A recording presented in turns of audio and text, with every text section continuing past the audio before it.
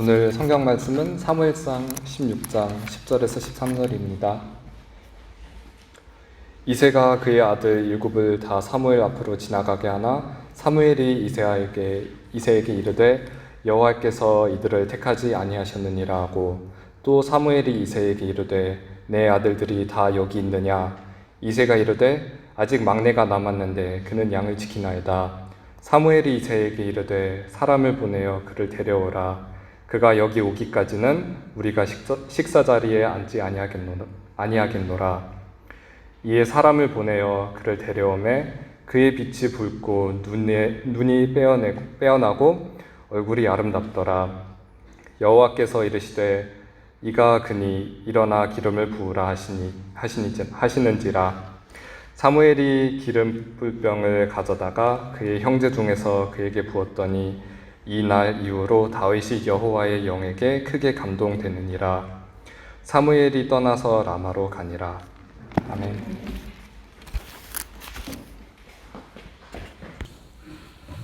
청년의 때에 복음으로 하나님을 만나고 그 하나님과 더불어서 한평생을 주님과 동행하는 하나님께서 맡기신 사명을 아름답게 감당하는 최상의 삶을 살아가는 우리 교회 모든 청년들 또한 우리 모두 되게 도와주시옵소서. 이 시간 주의 말씀을 나누기를 원합니다. 말씀을 전하고 들을 때 우리 하나님 영광 받으시고, 말씀을 전하고 들을 때에 우리 마음속에 찾아와 주시되 하나님 원하시는 모습으로 우리의 심령들을 변화시켜 주셔서 하나님의 기쁨이 되어지는 삶을 힘차게 살아가는 우리 되게 도와주시옵소서. 우리 하나님 영광 홀로 받으시기를 간절히 빌고 원하오며 예수님의 이름으로 기도하옵나이다. 아멘. 오늘 청년부 헌신 예배로 드립니다. 청년부 헌신 예배, 각자가 헌신하는, 정말 헌신하는 예배가 될 수 있기를 바랍니다. 헌신은 아무나 할 수 있는 것이 아닙니다. 누가 헌신을 할 수가 있나? 구원받은 자만이 헌신할 수가 있습니다. 구원받지 않은 자는 헌신이 되지를 않습니다. 헌신할 수가 없습니다. 이것은 헌신의 자격의 문제라기보다는 능력의 문제로서 구원받은 자만이 헌신할 수 있다, 그런 말씀이 되겠습니다. 헌신은 내 자신을 바치는 것입니다. 우리가 단돈 10유로도 남에게 주는 것이 힘드는데 어떻게 내 자신을 바칠 수가 있느냐? 어떻게 내 몸과 마음을 바칠 수가 있나? 너희 몸을 하나님이 기뻐하시는 거룩한 산제사로 드려라 라고 말씀하시는데, 어떻게 내가 내 몸을 제물로 드릴 수가 있고, 심청이가 장님인 아버지 눈을 뜰 수 있도록 인당수에 몸을 던지는 것처럼 어떻게 내 몸을 던질 수 있느냐? 내가 구원받았을 때만 가능하다, 그 말씀이 되겠습니다. 죄로 말미암아 지옥이라는 감옥에 갈 수밖에 없는 나를 예수 그리스도께서 나를 건져주셨으니 이것이 너무 감사하니 은혜의 감격에서 나를 드릴 수가 있다는 말씀입니다. 감옥도 몇 년이 아니고, 감옥은 몇 년도 긴데, 하루도 정말 긴데, 무기징역, 영원토록 갇혀서 살아야 하는데 이것을 몇 년으로 감하는 것이 아니고 완전히 면해 주셨으니 이것이 얼마나 감사하냐, 그 말씀이 되겠습니다. 이 은혜를 알고 이 구원을 알면은, 이 구원을 얻으면은 헌신할 수 있는 줄로 믿습니다. 그런데 단순히 감사하는 것으로, 이렇게 감사하는 것으로 헌신할 수 있는 것은 또 아닙니다. 헌신할 수 있는 감사가 따로 있다, 이렇게 이야기를 할 수가 있습니다. 나의 생명을 건져준 것에 대한 감격과 감사가 있을 때 비로소 헌신이 가능합니다. 내가 죽게 되어졌을 때에 죽을 상황에서 나의 생명을 구해 준 것이라면은, 나의 생명을 건져준 그 사람을 위해서 그가 건져준 내 생명을 오히려 바쳐서 은혜를 갚으려고 할 것이다. 여기에서 나올 수 있는 것이 헌신이다, 그 말씀입니다. 어제 감비아의 유재동 선교사님이 카톡으로 인생 드라마와 같은 글을 하나 보내주셨는데 시인 나태주 시의 작품이라고 아래에 적혀 있었습니다. 그것을 제가 교회 카톡으로 여러분들에게 보내드렸습니다. 제가 그런 글을 잘 안 보내드리는데 제가 재밌기도 해서 보내드렸습니다. 고등학교 3학년 학생이 예비고사 공부를 하다가, 요즘은 예비고사가 없어져 수능시험입니다만 그 옛날 우리 때는 예비고사가 있었습니다. 예비고사 공부를 하다가 심신을 좀 쉴 마음으로 주변에 있는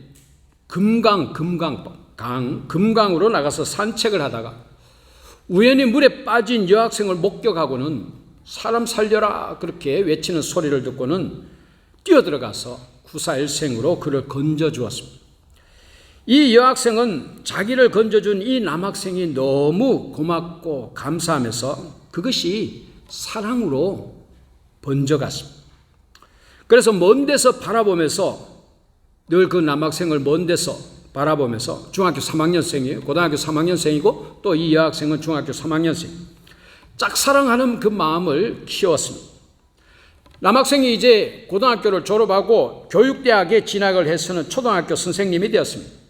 그러자 이 여학생도 3년 뒤에 일부러 의도적으로 교육대학에 진학해서 마찬가지로 초등학교 선생님이 되었습니다. 그래서 발령받아서 간 학교가 너무나도 감사하게 남자 선생님이 이미 교사로 있는 그 학교에 발령을 받았습니다. 여학생은 자기를 살려준 이 남학생을 잊지 못하고 끝까지 대학 전공도 동일하게 하면서 끝까지 따라가서 거기에서 다시 정식으로 만나서는 결혼까지 하게 되었다. 그런 이야기죠. 그 이외에 기타 여러 가지 재밌는 이야기들이 있습니다만 어쨌든 자기를 살려주었던 그 은인을 잊지 못한 것입니다.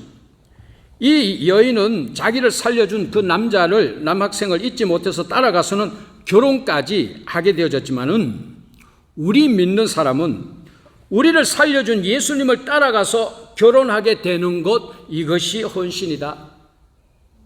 헌신을 그렇게 한번 생각을 해봤습니다. 주님께 헌신. 헌신은 한순간의 마음의 어떤 충동이 아니고 진정 내 생명의 은인이라는 감격이 있어야 가능한 줄로 믿습니다. 그래서 현재의 나라는 존재를 가능케 한 것은 오로지 그리스도의 은혜임을 아는 자만이 헌신할 수가 있습니다. 바로 사도 바울의 헌신입니다. 나의 나 된 것은 하나님의 은혜로 된 것이니, 이렇게 하나님의 은혜를 깨닫는 자가 헌신할 수가 있습니다.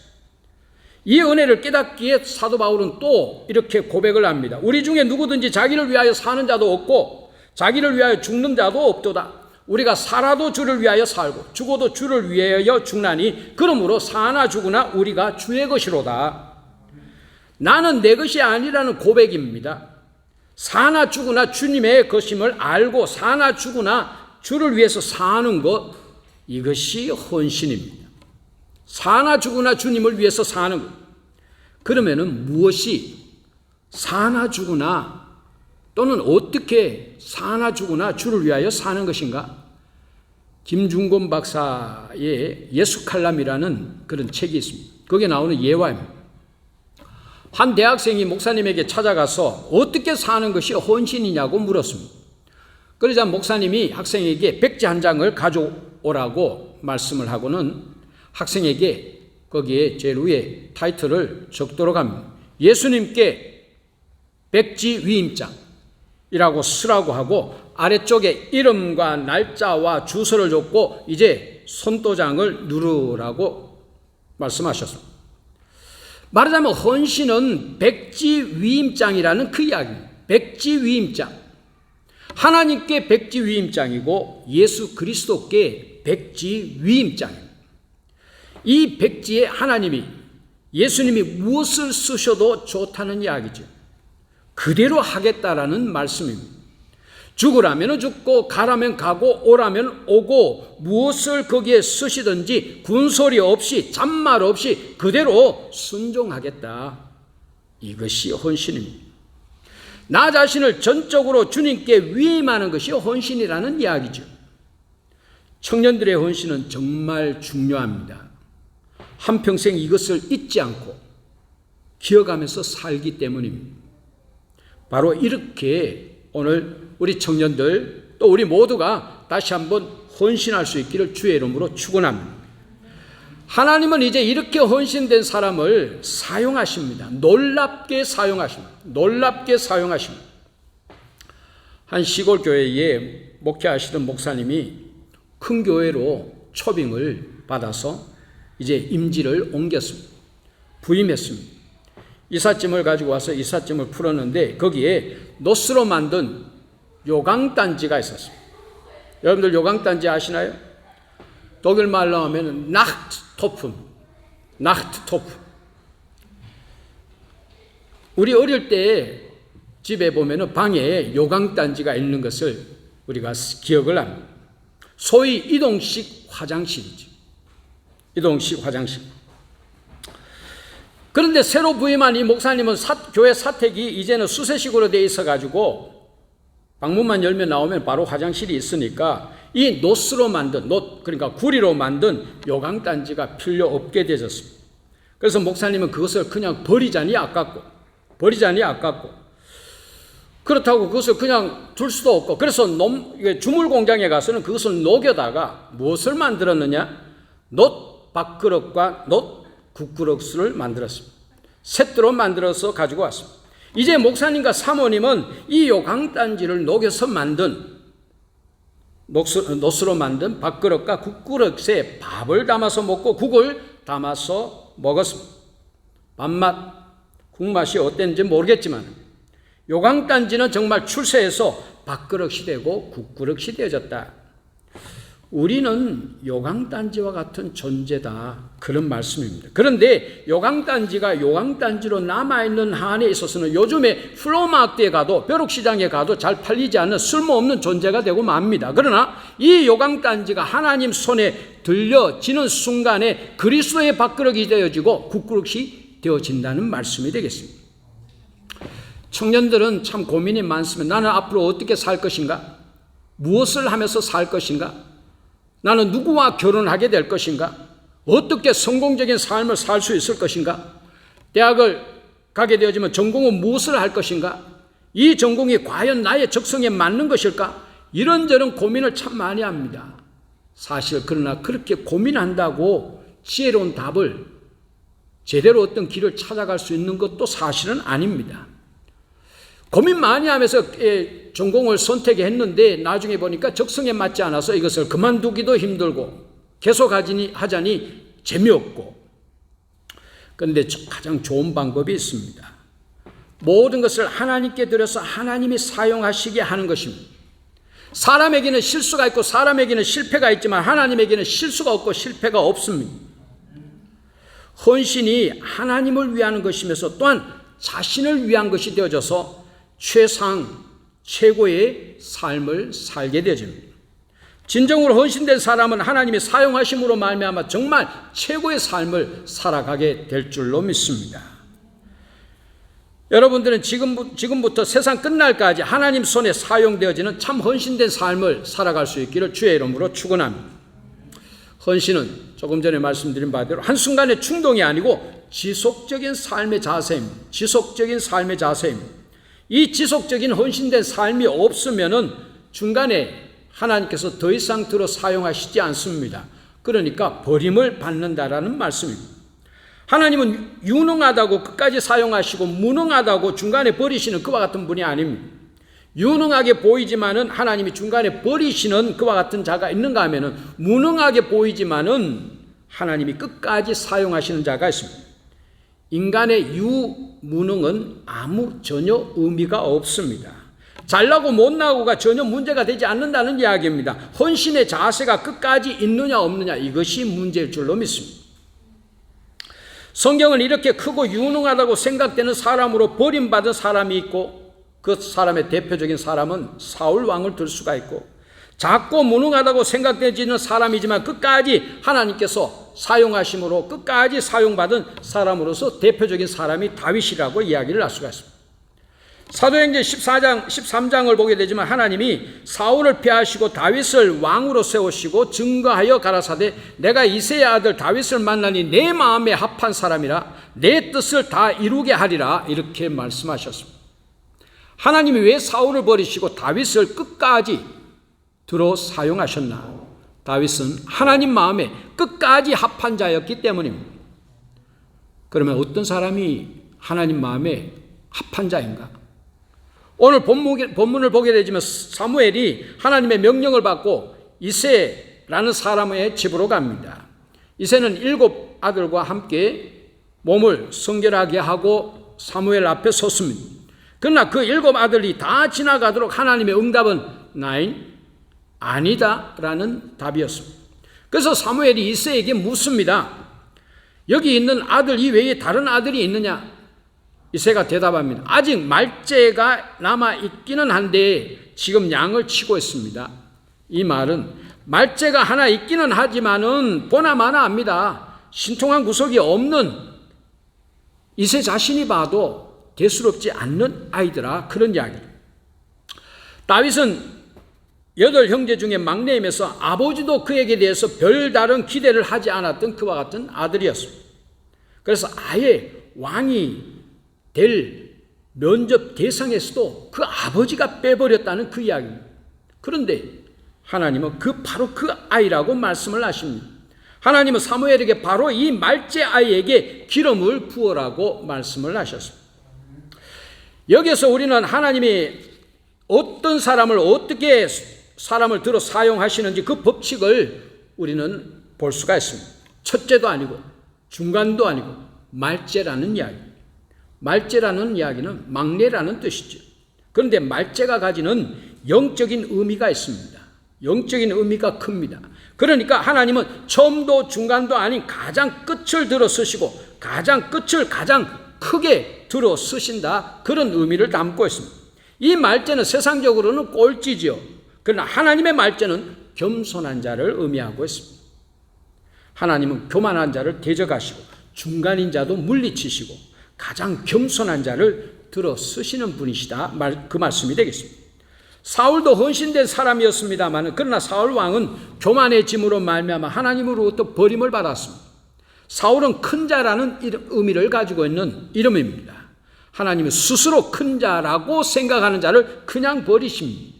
신약에 사울이라는 이름을 가졌던 사람이 또 한 사람이 있습니다. 그가 예수님을 만난 후에는 큰 자라는 이름의 사울이라는 이름을 버려버리고 작은 자라는 의미를 가지고 있는 바울로 이름을 계명을 했습니다.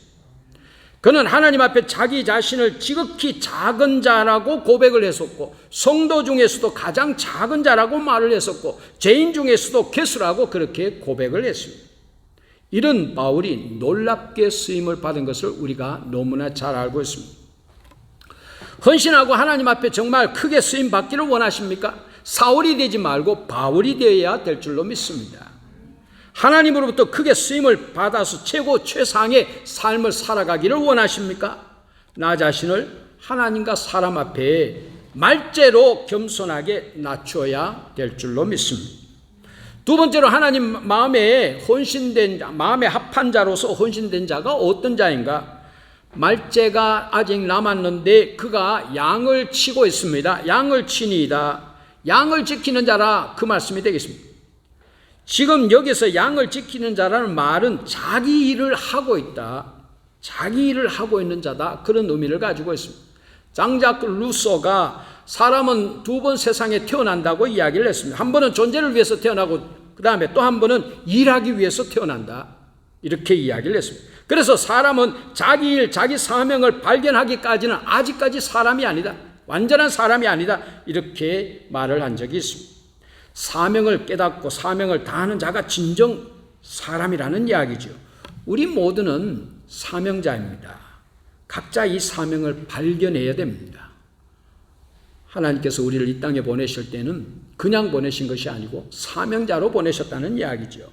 우리의 각자의 사명을 꼭 발견해야 됩니다. 그래서 사람으로서 완성이 되어집니다. 현재 이 상황에서, 이 처지에서 나의 사명은 무엇인가? 이것을 발견하고 여기에 우리는 충실해야 된다는 이야기죠.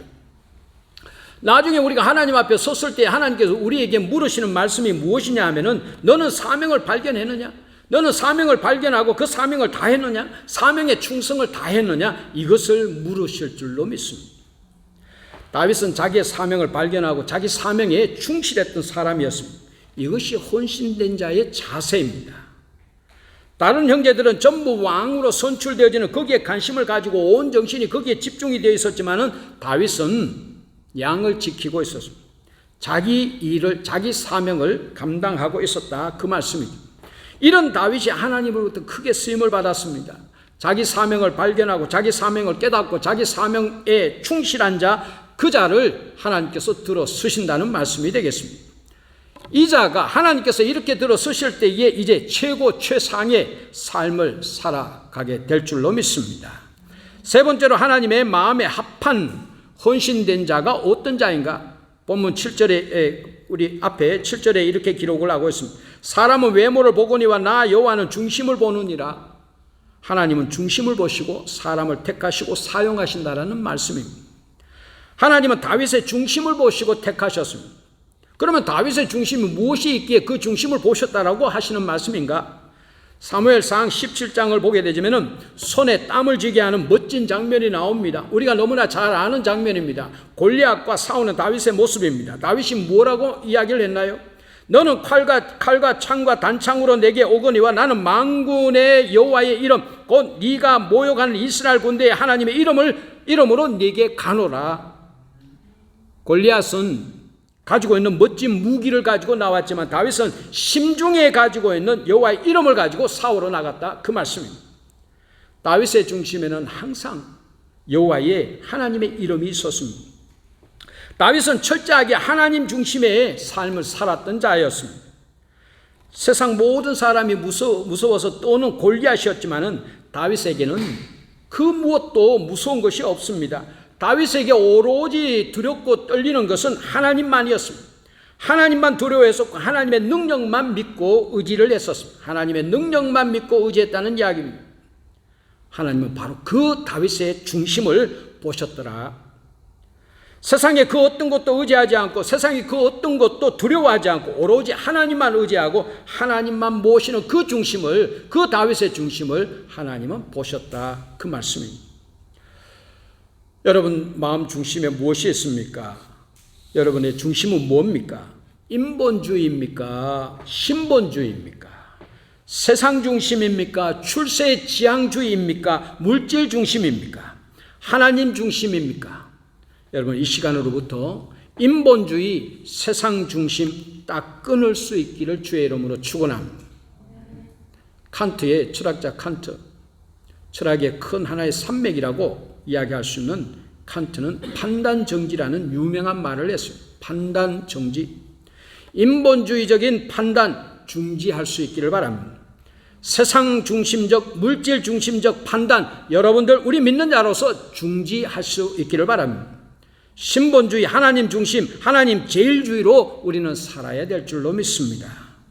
우리가 세상 중심이냐 하나님 중심이냐, 이것이 하나님이 우리를 들어 사용하시는 판단과 결정의 기준이 될 줄로 믿습니다. 이것이 헌신된 자의 삶의 자세이기 때문입니다. 여러분 무엇을 하시든지 성공하기를 원합니까? 하나님 제일주의로 살아야 될 줄로 믿습니다. 특별히 여기 있는 청년들 앞으로 모든 삶의 인생관, 가치관을 오로지 하나님 제일주의로 정하고 모든 일들을 하나님 중심으로 결정해 나갈 수 있기를 바랍니다. 장담하건대 하나님께서 크게 들어 사용하시고 그러므로 말미암아 최고 최상의 삶을 살게 될 줄로 믿습니다. 말씀을 이제 마치려고 합니다. 오늘 헌신하는 청년 여러분들, 또 우리 모든 성도 여러분들, 하나님의 은혜를 깨닫고 하나님의 은혜로 말미암아서 나는 사나 죽으나 주님의 것임을 고백하면서 헌신할 수 있기를 주의 이름으로 축원합니다. 나는 주님의 것이다. 전적으로 헌신함으로 말미암아서 하나님으로부터 놀랍게 쓰임받는 청년 여러분들, 우리 모든 성도들 될 수 있기를 주의 이름으로 축원합니다. 그리고 이 헌신이 한순간에 그치는 것이 아니고 한평생을 통해서 지속적으로 관철되어질 수 있기를 주의 이름으로 축원합니다. 이제 참 헌신을 위해서 하나님의 은혜를 철저하게 깨달아야 될 줄로 믿습니다. 그러므로 말미암아서 내가 사나 죽으나 오로지 주님의 것이라는 자세로 살아갈 수 있기를 바랍니다.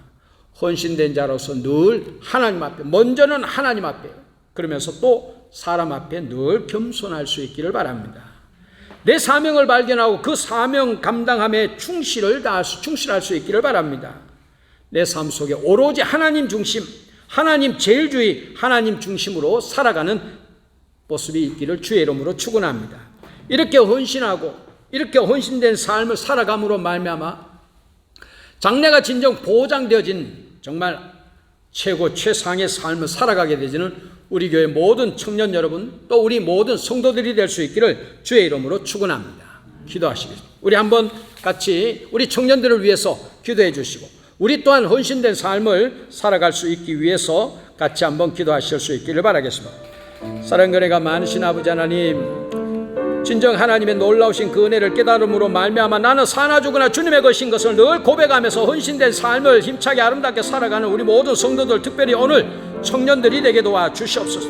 하나님으로부터 놀랍게 쓰임받는 우리 청년들, 참 성공적인 삶을 살아가며 하나님의 일들을 위하여, 천국을 위하여, 하늘나라를 위하여 큰 일을 감당하는 우리 교회 청년들이 되게 도와 주시옵시기를 간절히 빌고 원하옵나이다. 이 헌신이 한순간에 그치는 것이 아니고 한평생을 통하여 참으로 끝까지 주님 앞에 서는 그날까지 참 헌신된 삶을 살아가는 우리 교회 모든 성도들, 우리 청년들이 되게 도와 주시옵소서. 하나님 앞에, 사람 앞에 늘 겸손할 수 있게 하시고 내 사명을 발견하고 이 사명에 늘 충실한 삶을 살아가는 우리가 되게 하시고 무엇보다도 하나님 중심, 하나님 제일주의로 삶을 살아가는 우리 되게 도와 주시옵소서. 이 헌신된 삶을 아름답게 살아가는 우리 모든 성도들, 하나님께서 예배하신 복이 그 삶 가운데 풍성하게 임하는 최고 최상의 삶을 살아가게 되어지는 은혜가 있게 도와 주시옵소서. 사랑과 은혜가 많으신 아버지 하나님, 오늘 이 시간을 통해 다시 한번 헌신하게 하시니, 특별히 우리 청년들이 헌신하게 하시니 감사합니다. 한순간에 그치는 것이 아니고 한평생을 통하여 온전히 하나님께 드려진 삶을, 하나님으로부터 놀랍게 쓰임받는 삶을, 그러므로 말미암아 최고 최상의 삶을 살아가게 되어지는 우리 청년들이 되게 도와 주시옵소서. 무엇보다도 사명을 발견하고 그 사명 감당하기에 생명 바쳐 참으로 헌신하는, 생명을 다하여 그 사명을 감당하는, 그러므로 말미암아 나중에 마지막 날에 하나님 앞에 섰을 때 우리 하나님께서 착하고 충성된 종이라 칭찬하시는 우리 교회 모든 청년들, 믿음의 일꾼들, 천국의 일꾼들 되게 은혜 베풀어 주시옵소서. 예수님의 이름으로 기도하옵나이다. 아멘.